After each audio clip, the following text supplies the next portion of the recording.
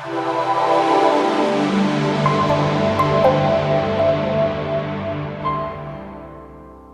what's going on, my friends? Welcome to my YouTube channel. My name is Victor, and today I'm going to talk about narcissists. I've never spoken about this topic, this personality archetype on my YouTube channel because frankly, I don't like the label. I find it to be very limiting. I think we are all badass eternal spirits doing our best in this world. However, with all that said, a lot of us do attract during our spiritual awakening narcissistic personality types. And sometimes we can feel like we're stuck with them. And when we know it's a toxic relationship, we know it's all off, and yet we find ourselves unable to break away. And we find ourselves wondering, why? Why have I attracted this relationship into my life? What am I not getting? What do I have to do to move on? Etc. And I've been through this. I've had straight up hardcore narcissistic personality types I've been embedded with temporarily in my lifetime. And what I've learned from them is a lot. And that's why they're here. They're here. They're a great teacher. It's like the school of hard knocks.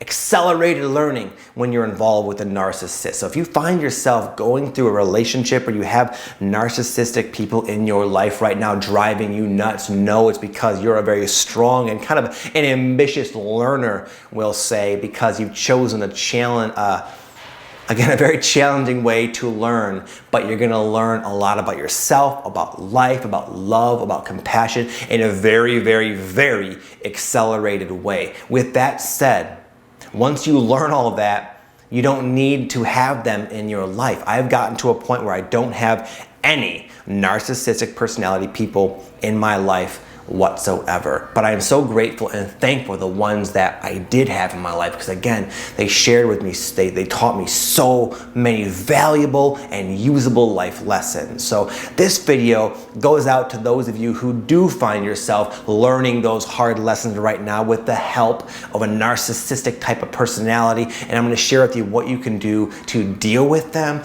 grow and learn from them, and then ultimately transcend them permanently. Number one, the main thing they came to teach, and also the key to freedom, is self-love.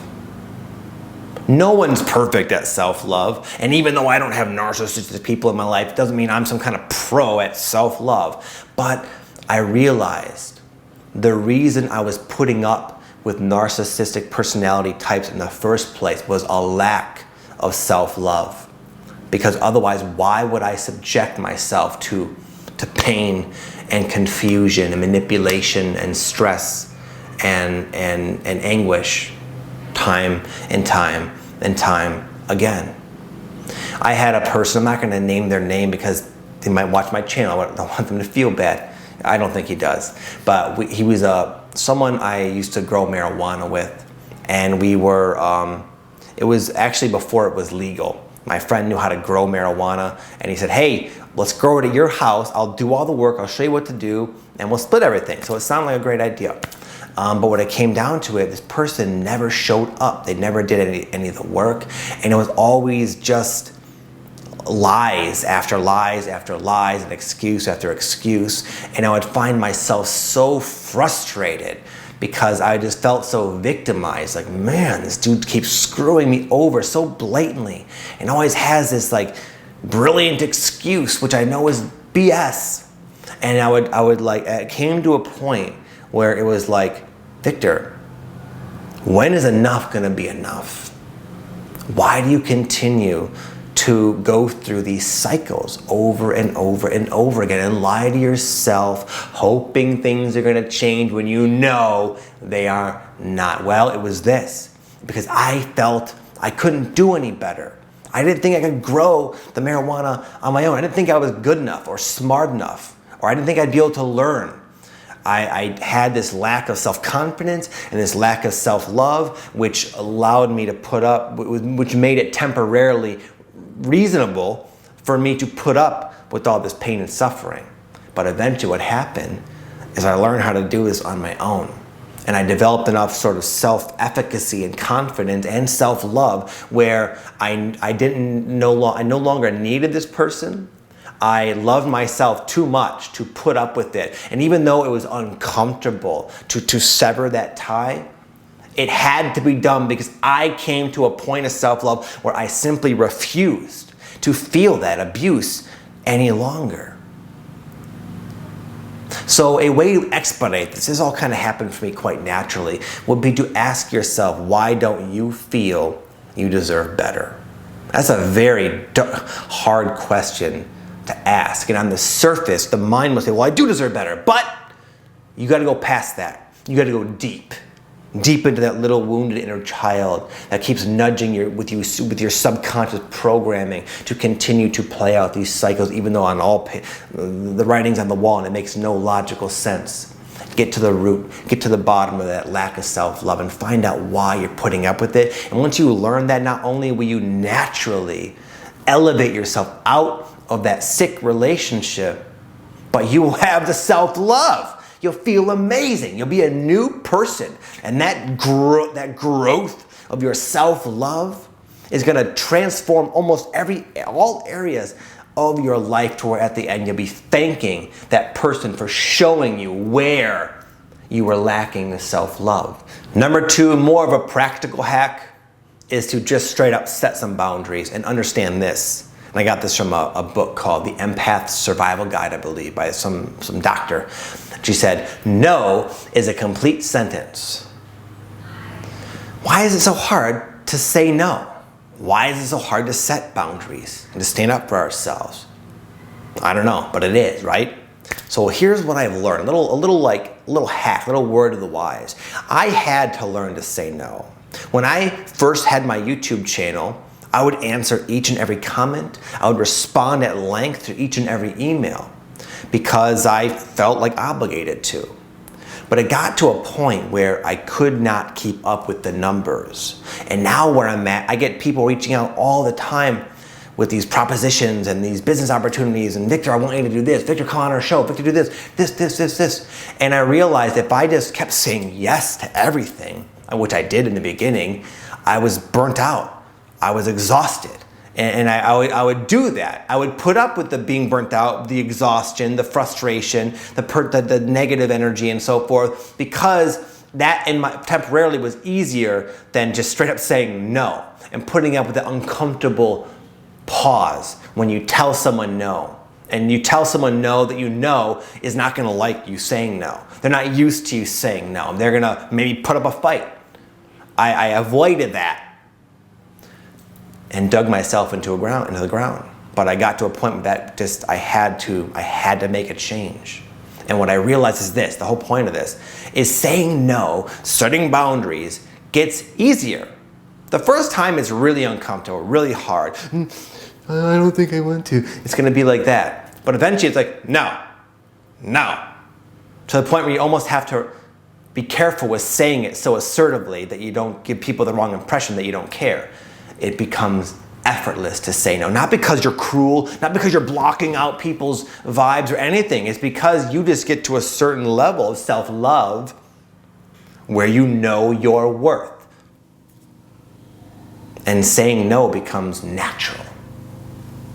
And there also grows within you a natural detachment from the outcome. Sometimes when I say no to people, they're like, okay, cool. Sometimes it's not like that. And I have to I can be aware of that they're not happy with Victor saying no. But I've just from practicing what I'm preaching here, I can tell you from my own direct experience, it gets really easy just to say, okay, I'm sorry you're feeling that way. I'm sorry you're upset, but I know I have my reasons for saying no, and I'm going to stick to my guns. It's in my mind here, right? And consequently, it's a lot of the stress we have from narcissistic people is because we allow them to influence us. We allow them to suck us in to their drama instead of just setting that boundary, which again, and I'll give a good heroic example from my beautiful wife who dealt with the narcissistic personality, her mom. I don't think she'll watch this video. And she was working through therapy at that time, my wife. and she learned all these like techniques basically. And one day she was at her house. She was like 18 or so, living with her mom. And her mom was going off on her just like she always does in her ways. And my wife had to just straight up do this. She said, "Stop," like this. Just put her hand up in front of her face and said, "Stop." And said, "I will not allow you to treat me this way. This is about you, not about me. I'm going for a walk." Was that hard for Patty the first time? Probably yes. But you know what comes from that first uncomfortable stop or no? Is a feeling of liberation and empowerment that can't be put into words, that makes the whole dramatic, chaotic experience 100% worth it. Yet another blessing these narcissists can bestow upon you is the awareness and the discovery of who you are and how powerful you are. But you're going to have to show yourself initially. And they're going to push you up against the wall until you finally do. But when you do, watch out, because it's like you got a new pair of shoes. You be strutting and strolling through life like a brand new person with a whole new swagger. And it's totally worth it. Number 3, another sort of tip from the trenches, is to focus on the facts. A lot of what dupes us in to the continuation and perpetuation of these narcissistic, unbalanced, sometimes codependent relationships is us focusing not on the facts, but on the potential we see in the person. Sometimes the narcissist has this ability to really reveal their potential. You see their heart. They're a good person, their soul is pure, and this is who they could be. So meanwhile, I'm gonna wait out the 99% of the other times when they're treating me like crap, because I hope that one day this will sort of take precedence in their personality. But if we're stepping back and we're looking at it sort of mathematically, but say, well, the odds of that are quite slim. They're rarely like that. They rarely, in fact, never consistently exhibit those qualities that I know deep down they possess. Most of the time, I'm putting up with their insanity, and it's affecting my health and my happiness and everything. So focus on the facts. Focus on what you see. Focus on what's actually happening, not what you hope might happen. And again, I'm guilty of this. That was the exact same thing for me with my friend. He'd sometimes just really surprise me with his selflessness and the way he was just so brilliant and amazing. But most of the time, it wasn't like that. Number 4, we're gonna go deep, because this video isn't just about putting up with narcissists. It's about completely freeing yourself from them, even psychologically. Maybe you said no. Maybe you set your boundaries and they're gone. But the resentment is still there. The monkey mind ruminating about all the times you were wronged, all the stuff that they put you through. That's still an attachment. So the key to that, the key to truly freeing yourself and liberating yourself from ever having to deal with that ever again, is understanding and compassion. Understanding and compassion.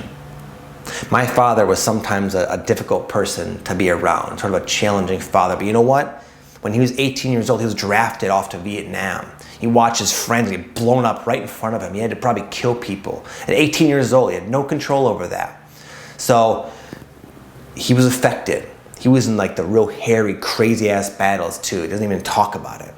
So I can understand why he turned out the way he did. And I can even be, in fact, more impressed with him. The fact that he just did his best in spite of going through that. He did a pretty good job, but there were things about him that I might have been resentful had I not really stepped back and said, why did he turn out that way? There's always an explanation. My friend, his father was a really horribly abusive, violent alcoholic. And I could only imagine how I would be if I had to grow up in that kind of environment. So my friend, he had his ways, and yeah, I'm not gonna do business with him or anything anymore. In fact, we don't even talk really anymore, even though I still love him. Tangent aside, I don't resent him, and I genuinely love him, and I always will wish the best for him. And I don't judge him at all, because I know how he turned out that way. So understanding, taking the time In fact, there's this book.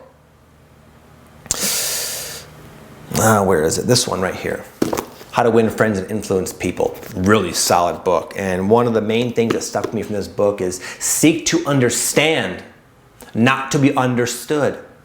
When we really take the time to place ourselves in another's shoes, and then it really just starts to make sense why they are the way they are. And that understanding gives way to the release of the resentment and the unleashing of the genuine love and compassion for that person who used to drive you crazy. Number 5, going further and deeper, is drop the label, in my opinion, altogether. I know how egoic and manipulative and unpleasant certain people are on the planet, the bad people, right? But in truth, they are more than meets the eye. They are not only that. We are all playing characters. If you look at this whole scenario from a soul level, we are all equals. And there's benefits to living a life as a narcissist. There's probably many very unique soul lessons that soul will learn from doing that. And guess what? There's maybe even more benefit to being people who are fortunate enough to have those narcissists in their lives. I learned so much from the narcissistic people in my life. I'm thankful that they chose that life. That must be not a very fun life for a person, is living in denial, living this lie and upsetting people constantly. That must be a challenging lifetime. If anything, I say, you know what, hats off to the narcissist. That's a very courageous soul, personality template to embody for 50 to 100 years. Dang, I don't know if I could do it. We are all more than we appear to be, including narcissists. And this higher perspective really can help you transcend any of that resentment from them. And I promise you, when you learn from them, and when you truly learn to love them and wish them well, you sever yourself from ever needing to experience that again. And you will be a bigger, stronger, more loving person as a result.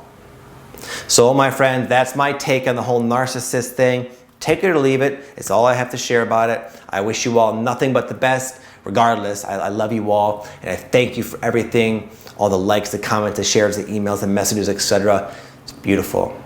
If you're brand new to my channel, I do offer everyone a free guided meditation that's designed to help you align more so consciously with your higher self, so that you can get the downloads and do the channeling and really bring more of yourself to the table in your life. It's a channeled, guided meditation I made myself, and it's 100% free.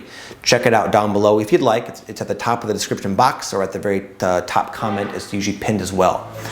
Have an amazing day. I'll talk to you all next time. Namaste.